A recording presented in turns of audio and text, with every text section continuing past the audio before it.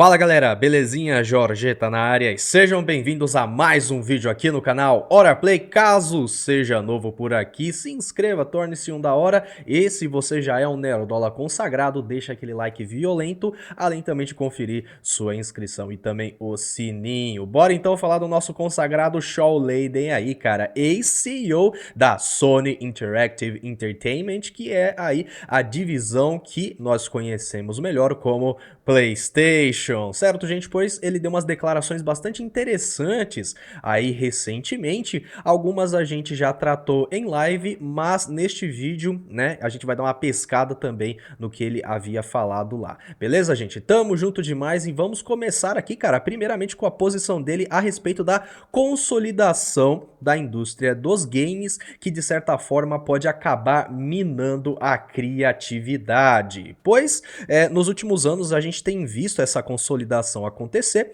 com grandes editoras, estúdios que estão comprando estúdios menores ou até mesmo grandes corporações que estão lá indo no mercado e comprando também gigantescos estúdios.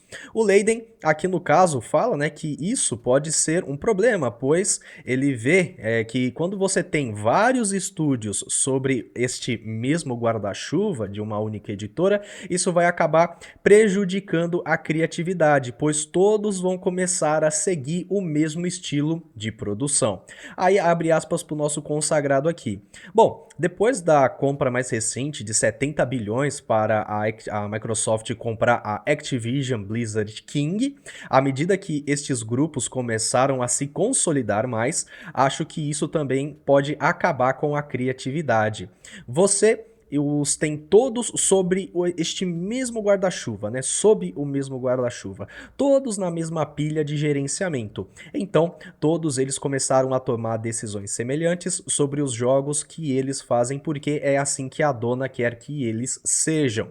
Vimos este exemplo extremo com a Embracer Group na Escandinávia, que trouxe um monte de estúdios e então percebeu que é muito difícil gerenciar mais de 60 empresas ali. Claro que não é natural. E cara, isso aqui é um excelente posicionamento porque, mais uma vez, de repente, quem lembra ali depois desse boom que a gente teve ali do Xbox One, falando de retrocompatibilidade, a Xbox começou a se direcionar atrás de estúdios que até então estavam ali numa pegada meio indie, numa pegada bastante ali à parte do mainstream, e decidiu apadrinhar de certa forma certos estúdios, para não dizer comprá-los de forma imediata. Tivemos a compra da Double Fine, a compra da Ninja Theory, né, por parte da Microsoft, e depois a Microsoft começou a comprar empresas já gigantescas dentro da indústria, que eram empresas de certa forma consolidadas, que tinham mais de 7 ali dentro, como por exemplo a Bethesda e depois a famigerada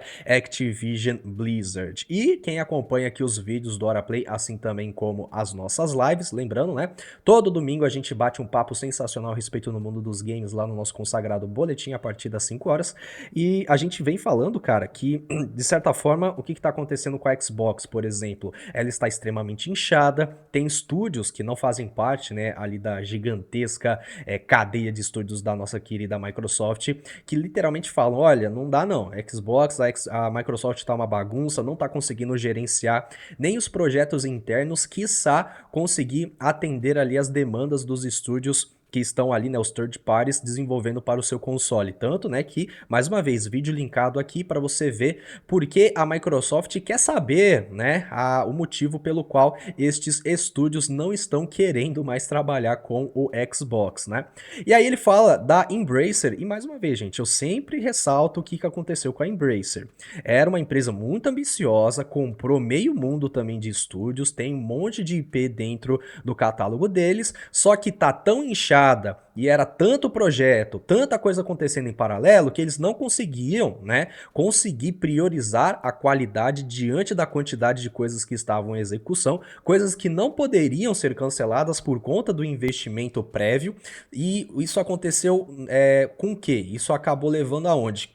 Muitos jogos foram lançados de forma bastante medíocre, pouco marketing, jogos que deixaram a desejar em certos pontos, alguns até mereciam mais investimento, mereciam mais enfoque ali, como por exemplo o Alone in the Dark, né, que a última tentativa aí de ressuscitar a franquia foi até pleno, eu vou dizer pra vocês, foi uma tentativa legal, não é um jogo assim todo ordinário, todo medíocre, mas a gente sabe muito bem que faltou mais um zelo ali na produção deste. E adivinha, estúdio fechou. Embracer, gigantesca, estava inchado, o que aconteceu com ela? Rachou em 3. E a mesma previsão que eu tenho para a Ubisoft, se ela não for comprada para Tencent, e até mesmo para a Walt Disney Company, se ela não conseguir se endireitar. É o quê? Vai rachar. Vai para leilão várias IPs, vai para leilão ali os estúdios e vamos ver no que vai dar. Isso sem falar ali dos estúdios que provavelmente vão lutar para conseguir uma independência ali da holding, tá ligado? Isso pode acontecer também. Então, quanto a essa questão que o Shaw Lady falou a respeito de você ter esse mindset que meio que vai pegar o mindset principal e se espalhar entre os estúdios ali, pô, isso aqui é algo interessante, porque vendo agora que Activision e Bethesda meio que fazem parte da mesma família, e você começa a perceber que isso pode a Xbox de certa forma influenciar negativamente, porque tá uma bagunça, essa é a grande real. Não tem como, digamos assim, a Xbox conseguir influenciar, né, ali o mindset dessas empresas, porque eu acho que nem a Xbox sabe qual é o mindset do Xbox atualmente. Entende? Temos consoles poderosos, temos estúdios grandes, temos títulos promissores, né? Mas tá tudo meio peba também, né? Tá tudo meio cheba aí, mais uma vez. Estúdios que estão ali com problemas de desenvolvimento, porque tem que ter ali a cartilha maldita das exigências da Microsoft, não falando necessariamente de lacração, tá, gente? Tem lá também, of course, né? Mas também tem aquele lance do jogo ter um apelo meio Ubisoftiano para conseguir agradar todo mundo e vender ali um jogo que tem 300 horas de porra nenhuma. Já já a gente vai falar também a respeito desses jogos que tem longas durações, mas que no final das contas você não se diverte tanto, nas palavras do próprio Shaw Layden aqui. E aí, cara, ele continua dizendo o seguinte, ó: a busca por quantidade ao invés de qualidade. Muitos estúdios criam jogos gigantescos, mas muitas horas jogadas acabam não sendo realmente tão divertidas assim. O próprio executivo afirma que já acabou criando, né, jogos neste estilo. Aí ele fala o seguinte, ó: bom, eu ajudei a criar aqui muitos jogos que eram 40, 50, 80 horas de gameplay. E vou ser honesto, nem todas estas eram horas de qualidade. Algumas horas eram dirigindo pelo deserto para pegar uma pedra vermelha para abrir uma porta azul. E se não tivesse isso, não mudaria o escopo do jogo. Eu olho para algo como, por exemplo, o Red Dead Redemption 2, eu quero jogar esse jogo, mas eu não consigo encontrar 80 horas para fazer isso, né? E aí que tá a grande questão. Ele trouxe o exemplo do Red Dead 2, que realmente é um jogo longo, que você tem que se dedicar ali, né, a conseguir explorar, a conseguir ir pros locais e escambau. É meio story-driven demais, né, tem aquela questão da linearidade do escopo da Rockstar, que é algo que a galera meio que fala que tá datado e tal. Eu entendo estas críticas, mas, por exemplo, diferente dos desertos sem alma que a gente teve, a gente, né, os jogos da Sony nesse quesito, vou pegar o Days Gone, por exemplo. O Days Gone não é tão sem alma assim, tá, gente? Até que é um jogo legalzinho. Mas se eu pegar, por exemplo, um Star Wars Outlaws, que também deve ter aí, sei lá, umas 80 horas de gameplay, aí sim, cara, a gente tá falando de você cruzar um deserto sem alma, completamente genérico, pra pegar uma porra de uma pedra vermelha pra abrir uma porta azul, né? Então, tem essa questão também da qualidade da experiência que você está ofertando para o seu player, né? Para o seu cliente ali neste quesito. Bom, e ele fala então a respeito realmente, cara, destes jogos que são megalomaníacos, né, e que possuem diversas horas de gameplay, mas não necessariamente o pessoal tem esse tempo para poder investir em um jogo que é story-driven, onde você tem que entender os personagens, onde você tem que consumir ali o enredo, você tem que se deixar submergir. É legal, obviamente, ter esses tipos de jogos na indústria? Claro, porque, né, existe o escopo ali, existe o alvo para todo mundo, e a galera sabe que, beleza, esse jogo aqui tem 80 horas, mas eu sei que é a parada, como o próprio citado aqui, Red Dead Redemption 2. Bom, Daí o Leiden, ele vê um futuro justamente em experiências menores, né, cara? A gente realmente vê que este ano, por exemplo, né, a gente teve aí muitos jogos que não são vendidos com a base e premissas de vamos ter 100 horas de jogo. Por exemplo, se eu não me engano, eu zerei o Black Myth Wukong em 48 horas, 50 por aí. Ainda é bastante? É, mas não tem nada megalomaníaco que fale, agora você vai ter que pegar a porra da Pedra Azul e não tem. Outros jogos, por exemplo, o recente Silent Hill 2, é um jogo mais sucinto, é mais curto, se eu não me engano, a primeira gameplay que eu tive aí neste remake foi em torno de 20 horas, entendeu? Então, para este escopo AAA maluco Ubisoftiano que a gente tem, de tem que ter 300 mil horas colecionáveis, coletáveis, RPG, mecânicas, subir o nível, não tem nada disso, entendeu? É um jogo sucinto, com uma proposta clara e que é muito bem executada neste quesito. Mas voltando para as palavras do nosso consagrado, ele fala o seguinte, eu espero que a gente possa ter umas boas 20 horas de jogo, né? Mas tão emocionante que não consigo largar o controle, porque cada minuto é tão cheio de emoção, com narrativa, aventura, assim eu não vou querer parar. E eu concordo, eu assino embaixo aqui dos dizeres do Shaw Leiden, cara, a gente fala, mano, é interessante, obviamente, você ter ali jogos com uma pegada, por exemplo, vão ser gráficos de última geração, Ray Tracing, Looming, Subsurface, Scattering, o escambau todo, é legal ter uns jogos ali que é tipo ultra mega realistas, é legal, podem fazer, obviamente, são mais caros, mas, por exemplo, os maiores jogos de 2024, eles têm uma pegada, uma direção de arte, mais uma vez eu sempre falo a importância da direção de arte, muito boas, muito plenas, entendeu? Que casa com a proposta e que nos dizeres, por exemplo, daquele vídeo que eu falei dos diretores lá de Metaphor, né? Você tem que casar um bom design com uma boa história e com uma boa gameplay. Dessa forma você entrega um produto muito completo para os seus clientes, né? Então, eu espero realmente, cara, eu prefiro pagar, por exemplo, o 200 conto num jogo que tenha 20 horas, não tem problema, entendeu? Eu paguei 220 no Wukong, teve 50 horas, dá vontade de rejogar, tem que ter o fator replay, né? Tem que ser bem trabalhado esse fator, e aí a gente bota pra quebrar, cara. Mas, por exemplo, o Silent Hill 2 tem, se eu não me engano, umas 20 horas na primeira gameplay, mas depois que você vai jogar ali, novamente, você consegue zerar em menos tempo, tipo umas 10 ou até menos, e, obviamente, 350 pau, né, minha querida Konami? Foi tenso, né? Foi muito tenso. Agora, se tivesse saído por duzentinho, rapaz, eu teria comprado na hora, né? Já teria até feito na pré-venda, tá ligado? Mas fazer o que, né, cara?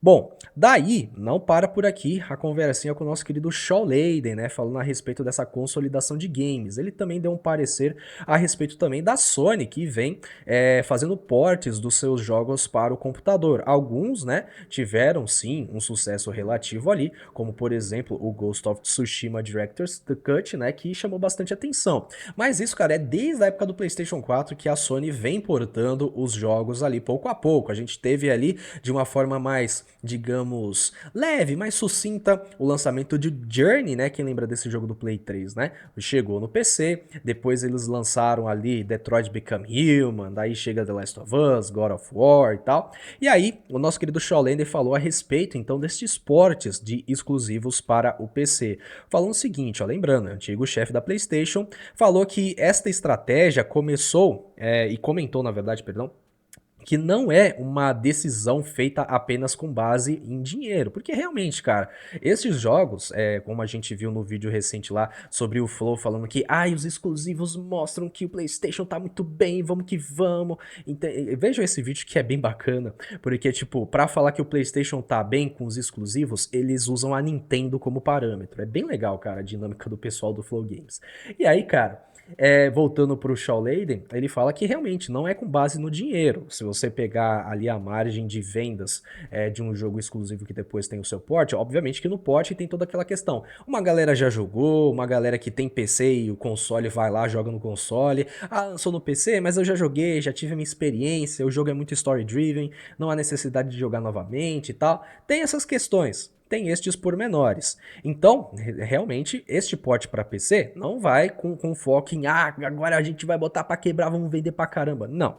né? Inclusive isso ferrou muitas second parties, como a nossa consagrada Square Enix, né, que teve essa exclusividade temporária dos jogos de Final Fantasy, o qual acabou trazendo ali uma estigma para a empresa que agora falou que não vai mais fazer exclusivos para consoles. Planeja realmente moldar o hype em cima dos seus lançamentos, lança para todo mundo, entendeu? E aí vai todo mundo tá comprando para console, para PC, para porra toda e participando ali, certo, do jogo evento, né, digamos assim.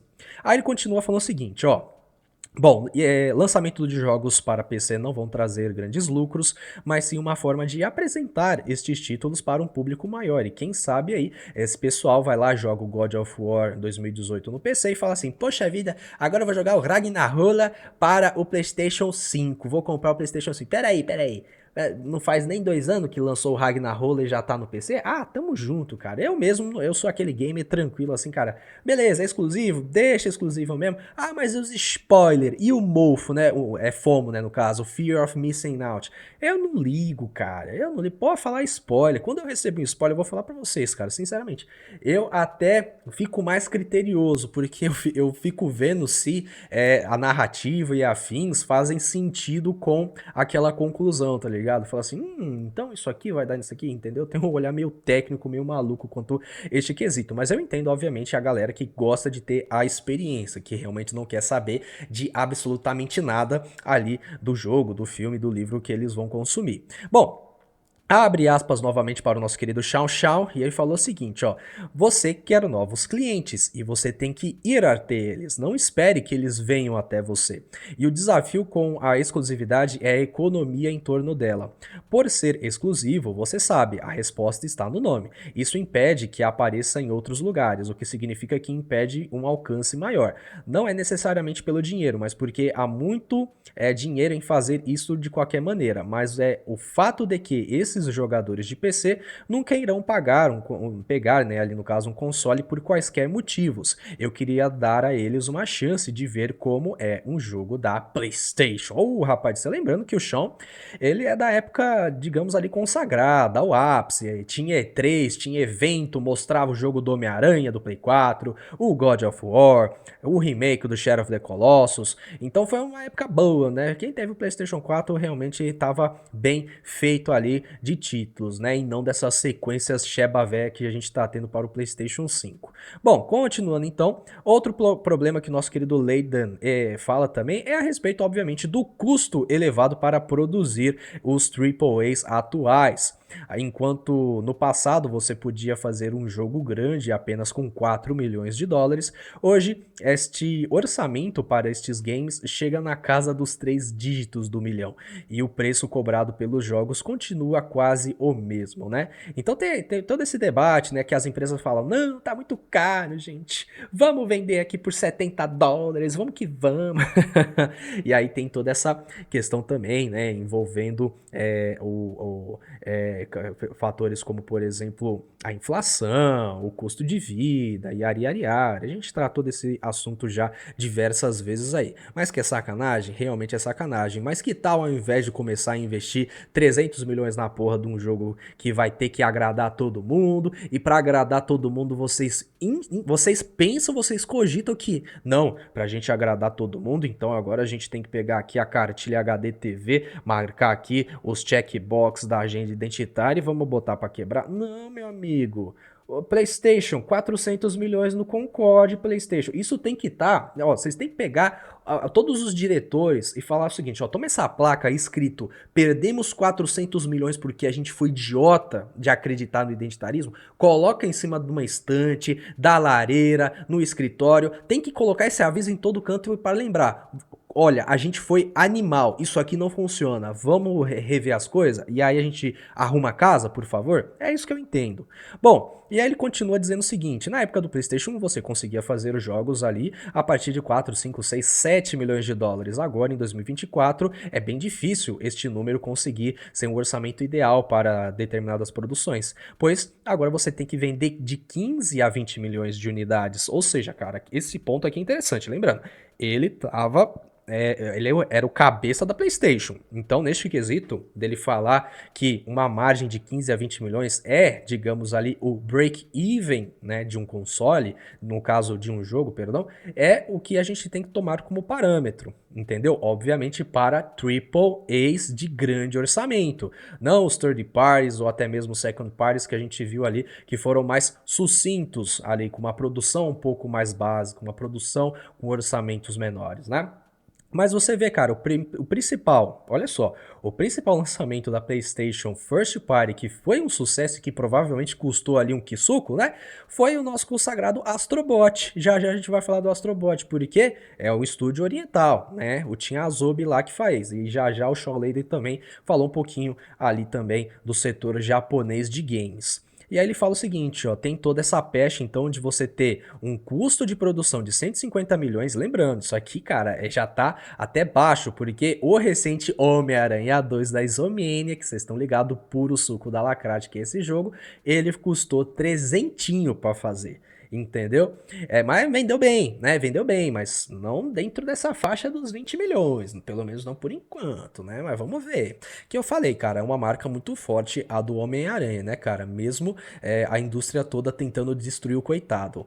Aí eles falam, o nosso amigo Shaoleta também fala aqui a respeito, né, desta questão de se manter ainda nessa base dos 60 dólares, que é praticamente aí o padrão da indústria desde muito tempo atrás. Bom, tem sim, né, essas questões, mas eu sempre falo, cara, se o problema é você, né, ao invés de pegar e falar assim, bom, vamos aumentar de 60 dólares para 70, que tal vocês reverem mais uma vez como é que tá a gerência da sua empresa, como é que tá esses orçamentos, como é que estão esses projetos, foca mais em projetos simples, tranquilos, pode até ser story-driven, não precisa ser megalomaníaco, vou entregar aqui um mapa gigante com 1 trilhão de coisas para fazer.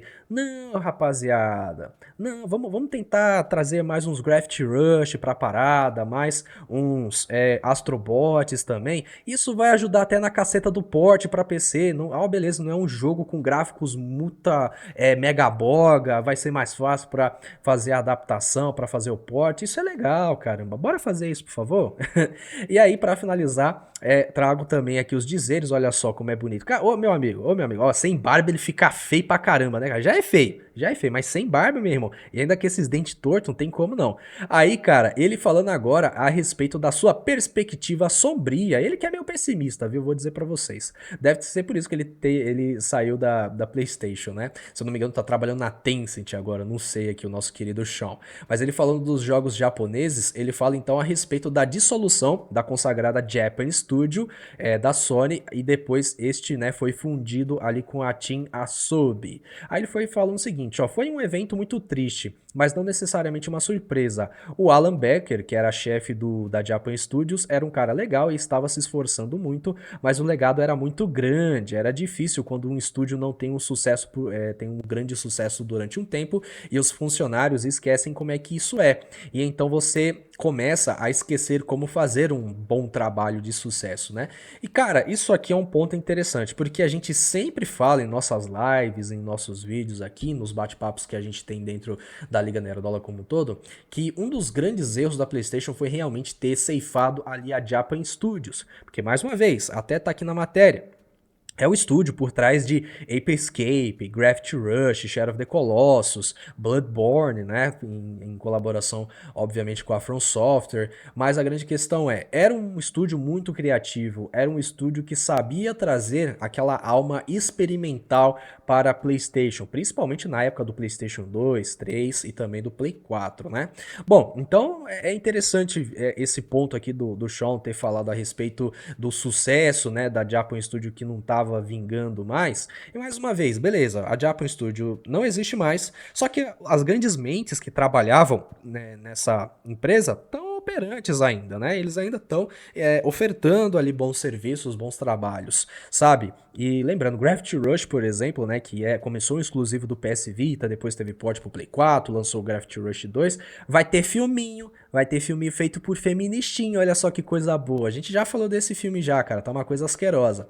Mas, voltando aqui, ele fala então a respeito então deste hiato, né, de sucessos dentro da Japan Studio que acabou levando aí a dissolução e da fusão dela com a Asobi. Aí ele fala o seguinte, ó, no caso, acho que existem dois caminhos possíveis. Um é o caminho em que eles realmente tomaram, e o outro caminho é tomar medidas muito rígidas e drásticas pelo amor da empresa, né? Isso pode ser o que aconteceu com a Team Asobi. É como podar, né, os galhos ali de um bonsai. Você corta os galhos perto do tronco e depois os observa crescer novamente, né? Então, parece que tem também um lado aí bastante interessante, né, e viável da dissolução da Japan Studio, né? Mais uma vez, eu até falo, cara, que a gente pode ter, não digo pegado pesado, né? Porque, mais uma vez, eu acho que poderia ter tido uma outra saída aí ao invés da dissolução, porque ainda assim era um nome muito forte. Eu acho que mesmo diante desse ato de sucessos, ainda seria ali um selo de qualidade, né, dentro da PlayStation. Mas paciência, né? Bom, continuando, aí o Leider também continua criticando os estúdios japoneses por não alcançar o público global. E cara, mas aqui eu já discordo do nosso amigo Leider. Que mané público global, velho? Mané clube. Assim, beleza, nós temos projeções de ganhar cada vez mais dinheiro. Isso aí não tem, né, a priori, nenhum problema, nenhum questionamento. Só que é o que eu sempre falo.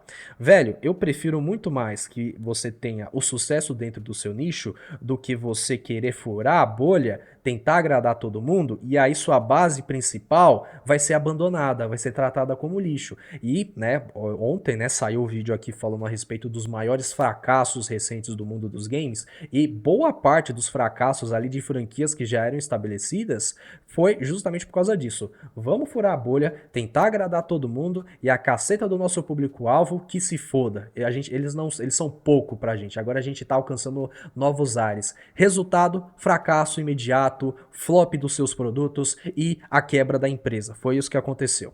Bom, e aí ele diz aqui o seguinte, ó, não ter sucesso há muito tempo e ele aplaude a nossa querida Square Enix por abandonar sua ambição de expandir o desenvolvimento no exterior. Mas não foi por falta de tentativa, né, da nossa consagrada Square Enix, mais uma vez, Flop Spoken. Flop Spoken poderia ter entrado ontem na nossa lista lá, poderia ter fechado um top 10, mas é um jogo tão bosta, tão esquecível, tão merda, que nem passou pela minha cabeça de falar a respeito deste lixo. Mas fica aí a menção honrosa pós-vídeo, olha só que coisa boa. E aí ele fala, em 2021, a Japan Studio da Sony então foi incorporada à Asobi durante um período em que a Sony estava se reestruturando para colocar mais ênfase no público americano e consolidar recursos na Califórnia, o que, na minha opinião, foi um dos maiores erros da PlayStation. A priori foi interessante, a priori a gente teve bons jogos, mas agora a gente está preso em uma mesmice e, obviamente, a todo o fator da guerra cultural que afeta principalmente a indústria do entretenimento, que a gente sempre fala aqui. Então, Sony, você ter abandonado o Japão e se tornado 100% ocidental foi realmente um belo de um tiro no pé, porque todo mundo que tá dentro lá da diretoria, o escambau todo, tem esse viés mais ocidentalizado, mais voltado para lucros, mais voltado para vamos agradar todo mundo, e no final das contas vocês não acabam agradando ninguém, entendeu? Rapaziada, é triste o que tá acontecendo com a Sony. Mas beleza, consolidou-se na Califórnia, né? Só é tipo o coração da lacrosfera mundial, deve ser na Califórnia.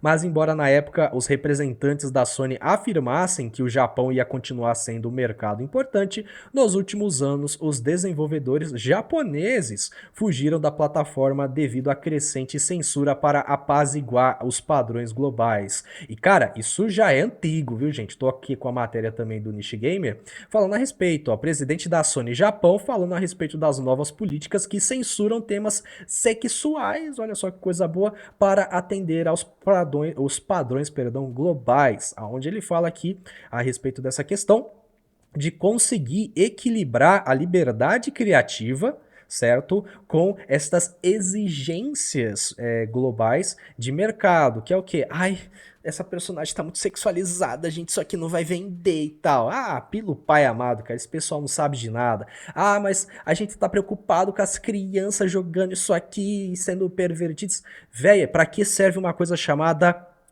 classificação indicativa? Sabe, uma criança, por exemplo, de 12 anos, eu vou assistir Deadpool e Wolverine. Não vai.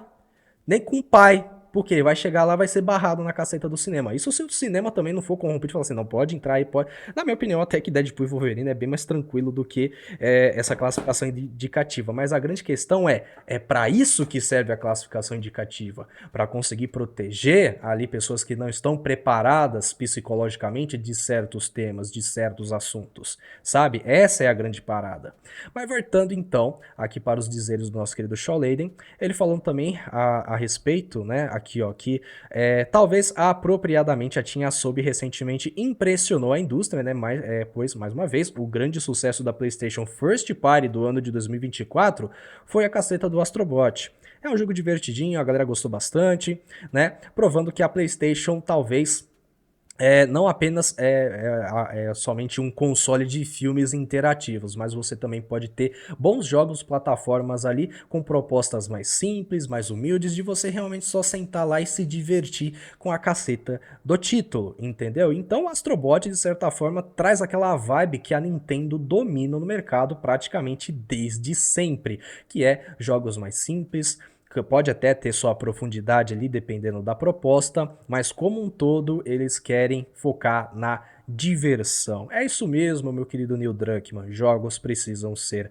divertidos. Certo, gente? Bom, quero saber agora da opinião de vocês a respeito dos temas que a gente falou neste vídeo, como por exemplo a perspectiva dos jogos japoneses, ou a questão aí do port dos jogos da PlayStation, que antes eram exclusivos para o PC, e também aí da consolidação do mercado que vem aí, né, vilipendiando e se tornando uma bola de neve, principalmente no que tange Ubisoft, Xbox e, por que não, a Sony também tá uma bagunça. Bora então conversar aí no campo dos comentários. Não se esqueça também de deixar aquele like também, se inscreva, ativa o sininho, comente, compartilhe. Tô meio gripado ainda, gente, peço perdão aí se em algum momento eu me atropelei, mas um abraço para os nossos membros supremos, Breno, André Kleber e lendários Wagner, Renato, Emir e Pedro Ferreira. Tamo junto demais, galerinha. Nos vemos em nosso próximo bate-papo e até a próxima. Tchau, tchau.